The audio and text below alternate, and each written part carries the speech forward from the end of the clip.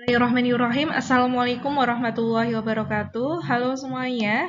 Hari ini kita akan belajar mata kuliah pengantar manajemen. Ini pertemuan ke-13 kita dan kita akan membahas mengenai kepemimpinan atau leadership.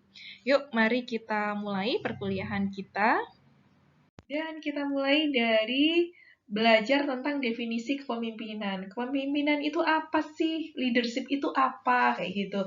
Nah, kepemimpinan itu adalah proses di mana seorang individu mempengaruhi sekelompok individu untuk mencapai tujuan bersama.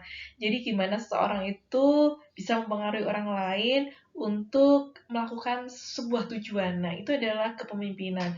Ini di banyak tempat kayak gitu ya.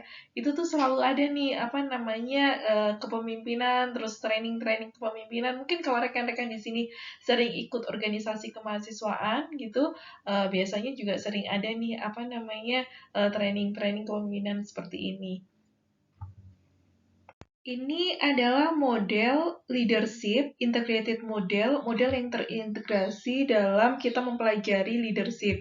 Jadi kalau misalnya keperilakuan sebagai seorang leader, perilaku leader, itu tuh awalnya pasti dimulai dari demografik terlebih dahulu, akan berbeda ya, misalnya laki-laki dengan perempuan gitu ya, style memimpinnya seperti apa gitu, apalagi selain gender ya di demografi, usia itu juga mempengaruhi gitu kan, dan lain sebagainya, hal-hal yang berbau demografi. Yang kedua itu ngomongin tentang intelligence and skill, jadi ngomongin tentang kecerdasan dan juga tentang skill itu apa ya, keahlian kayak gitu ya, skill. Nah, itu juga akan berpengaruh pada perilaku seorang leader, atau perilaku leader itu juga dipengaruhi oleh intelligence and skill. Nah, nanti ada task oriented trait. Jadi nanti ada yang berorientasi pada pekerjaan kayak gitu ya, pada task kerjaan kayak gitu, bukan pekerjaan sih, yang lebih tepat, tugas, berorientasi pada tugas kayak gitu. Dan nanti juga ada atribut-atribut interpersonal juga. Nah, nanti akan membentuk leader behavior itu ngomongin tentang task oriented, orientasi pada tugas, orientasi pada relationship gitu kan, karena memimpin orang kan, jadi orientasinya pada pemimpin. Juga ngomongin tentang passive and juga transformasional. Jadi ngomongin tentang leader behavior tuh ngomongin 4 hal itu. Dan nanti itu bisa akan terwujud gitu ya, leadership effectiveness itu kalau juga situasinya itu juga mendukung kayak gitu. Jadi situasi apa yang dilalui seseorang itu juga akan membentuk leadership effectiveness. Ini kerangkanya gitu. Jadi integrated model ketika kita akan belajar tentang leadership. Yuk kita urai satu persatu. Kita lanjutkan dengan ngomongin tentang sifat, yaitu sifat yang dimiliki ketika kita berorientasi pada pekerjaan, dan juga ngomongin atribut interpersonal. Kita ngomongin yang pertama dulu ya, positive task oriented trait, atau sifat yang berorientasi pada pekerjaan yang positif gitu ya, yang dibutuhkan oleh seorang leader. Yang pertama adalah intelligence. Itu adalah kecerdasan. Seorang leader tentunya harus cerdas gitu ya, karena dia harus memimpin, jadi harus memastikan bahwa dia itu cerdas kayak seperti itu. Yang kedua itu adalah conscientious, itu hati-hati. Orang yang menjadi leader itu dia membutuhkan sifat kehati-hatian, yang enggak gedabrukan gitu ya, enggak istilah bahasa Indonesianya ya, enggak asal gitu ya. Jadi dia harus hati-hati, akurat, teliti, seperti itu. Yang ketiga, dia harus open to experience. Dia harus terbuka pada pengalaman. Enggak boleh takut-takut, nanti kalau gagal gimana, nanti kalau ini gimana. Jadi dia harus open to experience. Dia harus open terhadap pengalaman-pengalaman. Yang ketiga, dia harus mempunyai stabilitas emosional. Jadi emosinya juga stabil karena dia mau memimpin orang banyak, kayak gitu ya. Kemudian kita ada melaju ke sebelah kanan.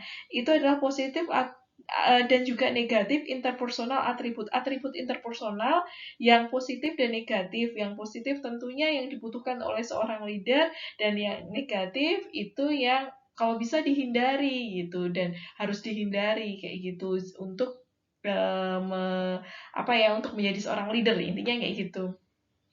Yang pertama itu yang positifnya terlebih dahulu.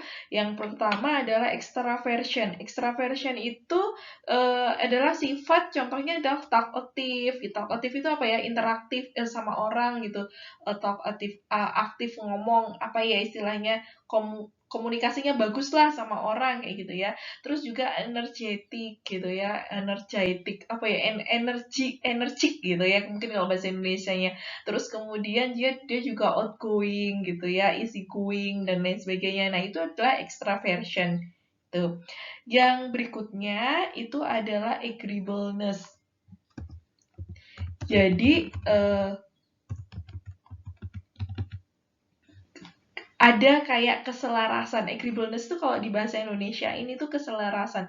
Jadi ada kayak keselarasan kayak gitu. Ada sifat yang selaras dengan entah itu teman-teman, dengan visi misi dan lain sebagainya gitu.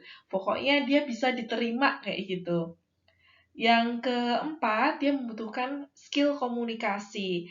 Dia harus pandai berkomunikasi. Nah, ini udah kita bahas ya di bab sebelumnya. Itu adalah communication skill, ini adalah bekal untuk calon leader. Dan yang keempat itu adalah emotional intelligence, kecerdasan emosional.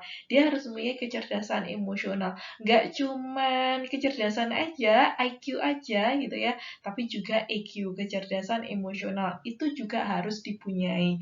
Nah, yang negatif-negatif itu ada 3, narcissism, narsis kayak gitu ya bahasa Indonesianya, terus Machiavellianism, terus yang ketiga psikopat. Nah, ini akan kita bahas di slide selanjutnya yang negatif-negatif.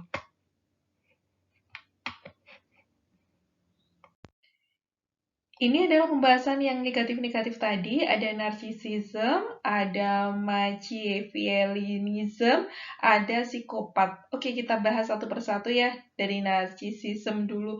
Narsis gitulah bahasa Indonesianya. Ini adalah perspektif egois, perasaan superioritas, dan dorongan untuk kekuatan dan kemuliaan pribadi. Jadi pokoknya dia tuh egois, perasaan paling oke sendiri, paling oke lah. Nah, itu adalah narcissism. Itu definisi dari narcissism. Kemudian Machiavellianism itu adalah penggunaan manipulasi, pandangan sinis tentang sifat manusia dan kode moral yang menempatkan hasil di atas prinsip. Jadi dia bisa memanipulasi, dia juga orang yang punya pandangan sinis pada orang lain dan juga menempatkan hasil di atas prinsip. Yang penting hasilnya bagus. Itu mau menyimpang dari prinsip-prinsip, it's okay gitu. Nah, itu adalah Machiavellianism gitu. Padahal nggak boleh ya. Harusnya prinsipnya itu seperti apa itu harusnya dipertahankan gitu kan. Nggak boleh hasilnya cuman oke aja tapi menyalahi prinsip, itu nggak boleh. Terus yang ketiga adalah psikopat. Itu ditandai dengan kurangnya perhatian terhadap orang lain, perilaku impulsif, dan juga kurangnya penyesalan gitu ya, dan rasa bersalah ketika dia punya tindakan yang merugikan orang lain. Itu namanya psikopat kayak gitu. Bahasa Indonesianya ya psikopat juga sih gitu. Jadi nggak perhatian sama orang lain, perilakunya impulsif, terus kemudian dia nggak ngerasa bersalah gitu kalau misalnya dia tuh merugikan orang lain. Berikutnya, kita akan bahas mengenai 4 skill dasar seorang leader. Di kolom sebelah kiri, kita melihat apa aja sih yang dibutuhkan gitu ya, kemampuan yang dibutuhkan, dan di sebelah kanan itu mengapa kayak gitu. Kita bahas satu persatu. Yang pertama terlebih dahulu. Yang pertama adalah cognitive abilities, itu adalah digunakan untuk mengidentifikasi masalah dan penyebabnya secara cepat di berbagai situasi yang cepat berubah juga kayak gitu. Jadi kognitif itu sebenarnya ya bagaimana kita berpikir gitu kan. Ada masalah, terus kemudian penyebabnya apa, terus di solving, apa sih solving, diselesaikan kayak gitu ya. Nah, itu secara cepat, itu membutuhkan cognitive abilities. And why? Sebelah kanan ya, leader must sometimes devise effective solution in short time spans with limited information. Karena kadang seorang leader itu harus membuat solusi yang efektif dalam short time, dalam waktu yang sangat singkat, dan juga dengan informasi yang terbatas. Itulah kenapa cognitive abilities itu dibutuhkan. Berikutnya yang kedua, itu adalah interpersonal skill. Interpersonal skill itu adalah digunakan untuk mempengaruhi dan mempersuasi gitu ya orang lain. Nah, itu dibutuhkan interpersonal skill untuk mempengaruhi dan untuk mempersuasi orang lain. And why? Kita ke kolom sebelah kanan, karena leader itu membutuhkan untuk bekerja secara bagus dengan orang lain. Makanya dia perlu mempengaruhi dan mempersuasi orang lain. Yang ketiga, itu adalah butuh business skill. Kenapa? Itu adalah digunakan untuk memaksimalkan kegunaan aset yang dipunyai oleh organisasi. Makanya dia harus punya business skill. Kenapa kita membutuhkan itu? Karena leader increasingly need business skill as they advance up through an organization. Jadi leader itu secara meningkat membutuhkan business skill gitu ya untuk naik tahap di dalam sebuah organisasi. Makanya butuh yang namanya skill bisnis ini. Dan yang keempat, yang terakhir itu butuh strategic skill. Digunakan untuk apa? Ini adalah untuk menyusun organisasi strategi-strategi dalam organisasi. Contohnya adalah misi, visi, strategi, implementasi, perencanaan. Nah, itu makanya butuh skill strategik. Nah, kenapa butuh ini? Karena strategi skill ini itu sangat berguna untuk individuals gitu ya, untuk berada di top rank in organization. Jadi kalau kita itu pengen ada di top rank gitu ya, top rank itu ranking tertinggi gitu ya, ranking tinggi di sebuah organisasi, ya kita membutuhkan strategic skill ini. Nah, ini kalau teman-teman butuh gimana nih caranya supaya ada di top rank. Nah, ini namanya butuh strategic skill. Berikutnya kita akan ngomongin tentang task-oriented leader behavior. Kita akan membicarakan mengenai perilaku leader yang task-oriented, gitu ya, yang berorientasi pada pekerjaan. Ada dua tipe leader behavior. Yang pertama adalah initiating structure dan yang kedua transactional leader. Kita mulai dari yang pertama dulu. Initiating structure itu adalah perilaku pemimpin yang mengatur dan mendefinisikan apa yang seharusnya menjadi anggota kelompok lakukan untuk memaksimalkan output. Nah, itu adalah menginisiasi gitu kan. Initiating itu menginisiasi. Jadi pemimpin itu mengatur, mendefinisikan apa yang seharusnya menjadi anggota kelompok lakukan gitu ya, supaya outputnya itu maksimal.